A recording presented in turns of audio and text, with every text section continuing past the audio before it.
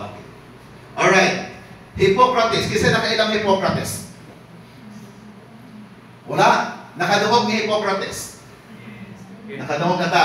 Si Hippocrates ang may panganak na natay hospitals. Si Hippocrates ang may panganak na natay mga medical practitioners. Doon ay mga doktor, mga nurses, because hindi sila maka-operate kung dili mo agi sa Hippocrates oath. Manumpa kina silang Hippocrates. Pero doon ay statement si Hippocrates nga gi-hide sa Amerika. Gitaguan is Amerika. Atong pasahon dungan. There is a way to heal the bones, then all diseases can be treated. Okay. Murag kita kana ba yung tubang ba pangachi. Pwede ta mosulti nga murag naay energy. Okay, atong balik ko. Naay energy ba para di ta magbuka. Okay, again.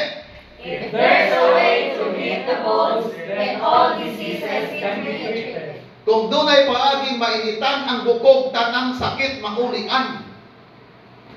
Gitaguan nga sa Amerika. O wala nga sa matagong statement sa Japan.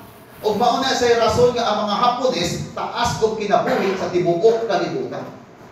Kay ang mga Hapones mahilig sila sa onsen. Familiar? Hot spring. Mahilig silang magpa-sauna kay dunay medicinal effect pag mainitan ang bukog. Ang mga Pinoy kasi ayaw natin sa mainit. Gusto natin magpababad sa aircon. Tama ba? Yes. O muna yung rason madali lang magsakit. Kay ang ubang tao sa gawa sa Pilipinas, mukaon sila pag gutom. Klaro? Ang Pinoy dili, mukaon ka pag oras na. Dunay kalainan. Dito sa gawa sa nasod, pati Amerika, Hapon. Kung gutom sila, diyan pa sila mo sima-sima, inom ang tubig, okay na. Pero ang Pinoy dili, naghibis na alas 10, kaonan, snacks. Pag alas 12, naglungkang. Ngano na, itong kay oras na, hanok sila mapasok, busog pang ka. Pamahaw, snack. Paniutos, snack. Panihapon, snack. Tinoon? O, kasi makalibang ka upan sa kadlaw. Wala. Limot na. Katuloso sa kadlaw. Wala. Kagawa sa kadlaw. 1, 2, 3. Kaya isa sa kadlaw. 1, 2, 3. O, katungo ang mata. Katulos ka mo malibang.